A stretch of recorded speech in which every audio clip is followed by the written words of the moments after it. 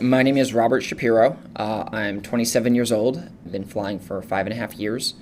Currently, I am a commercial helicopter pilot, CFI, CFII in helicopters, and private instrument rated in airplane single-engine land.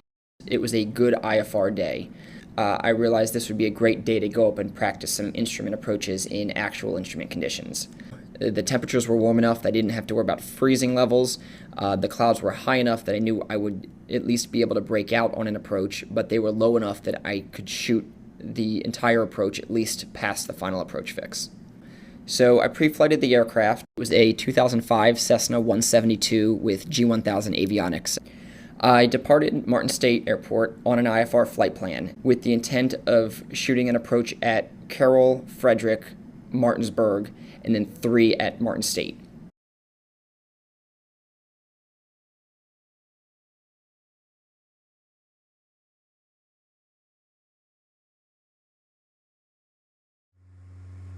Right about reaching 3,700 feet, I noticed a horrible shake in the aircraft. And at first I thought it was just a faulty mag, but the shake got worse and then the power dropped off. Obviously did all my normal checks, made sure the mixture was in full, that the throttle was full, that I was on both mags and was on both tanks.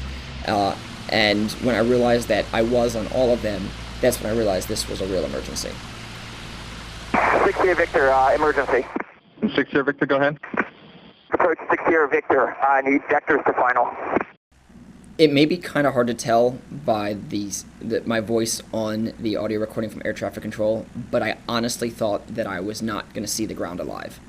I couldn't hold altitude. I was descending at about 1 to 200 feet per minute. It was only pushing about 1,800 RPM. At that time, it was still running, just shaking very violently. November 60 Victor, say the type of emergencies and souls on board, please. One on board, and I'm getting a horrible shake. Number 60 Victor, roger. Maintain 3,000 if able, and you still want to stick with the GPS 5, correct? Correct, 60 Victor. After a few minutes of flying towards the final approach fix for runway 5 into Frederick, the controller told me that it's VFR at Gaithersburg and offered the option to go there. Number 60 Victor is VFR at Gaithersburg if you want to try it. It's 10 miles southeast of your position if you want to continue southbound. I'll go southbound, 60 Victor. Now, the difference in this case between VFR and IFR was actually only about 100 feet, and so it really would have been negligible, but he said VFR, and I thought, let's go there. So I started my turn towards Gaithersburg, which is about 10 miles south. Still descending at this point at about 1 to 200 feet per minute. I tried to pitch for best glide, but every time I pulled back on the yoke, it sounded like the engine was going to completely quit.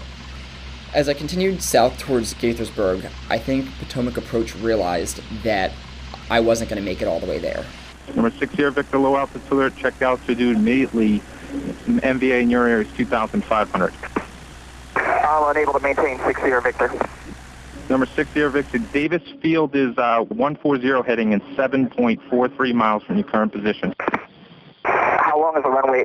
2,000 feet asphalt. I'm going to Gaithersburg. At the time, I was a straight in for a runway that was 4,000 feet at Gaithersburg. Having not had that much experience in airplanes, I didn't want to try to make a no-go around powered off approach and landing into a 2,000-foot runway, especially not knowing when exactly I was going to pop out of the clouds.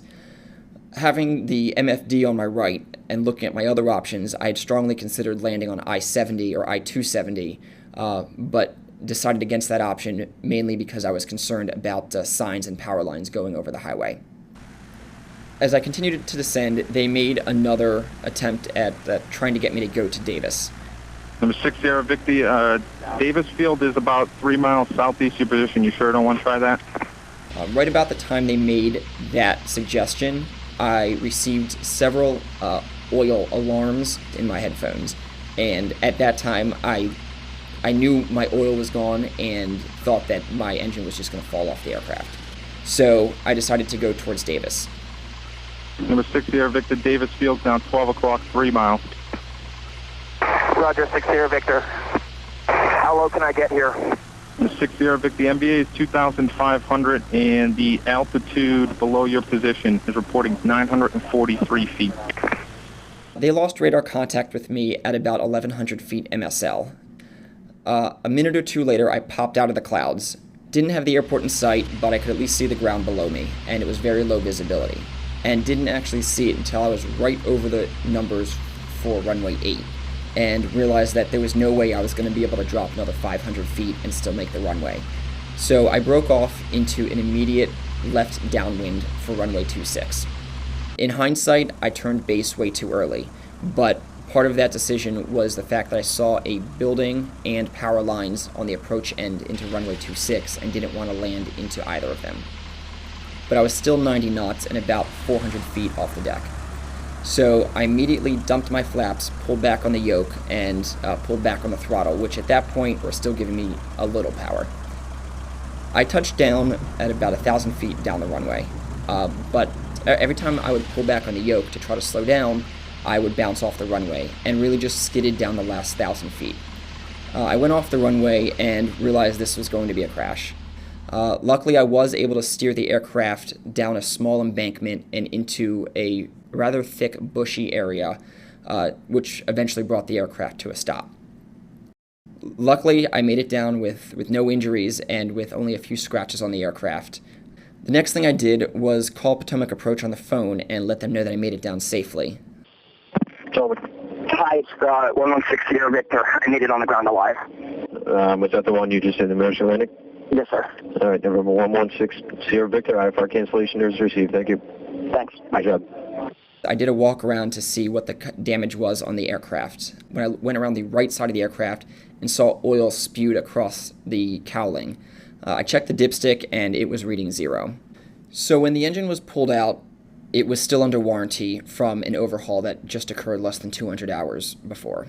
When the shop received the engine, they found that several push-pull rods were bent in half as a result of stuck valves.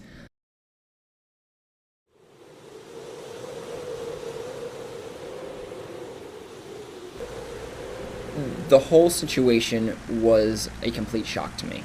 My biggest concern through all of my training since starting to pursue my instrument reading was an electrical failure or a vacuum pump failure when I used to fly steam gauges. I never thought a concern while flying IMC would be an engine failure. I always thought it would be something else.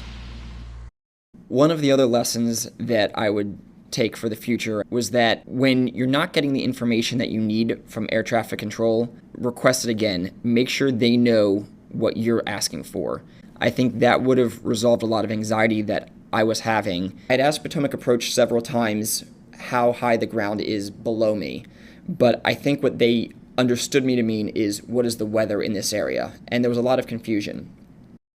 If I could go through the situation again, I would have continued towards Frederick. Now, from where I was positioned, ideally I would have been a straight in for runway 30, but unfortunately there aren't any instrument approaches into runway 30. In this situation, had I continued west to set up for final into runway 5, it would have been a little bit out of the way, and I would have had to take several turns before being established on final, but I think the outcome would have been a little better. The biggest thing I can stress is that when you're experiencing a problem, declare the emergency. Get some help and get a lot of it as soon as you can. And the second thing, although cliche, it's to remain calm. At the end of the day, if I were to have panicked, it would have only made the situation worse.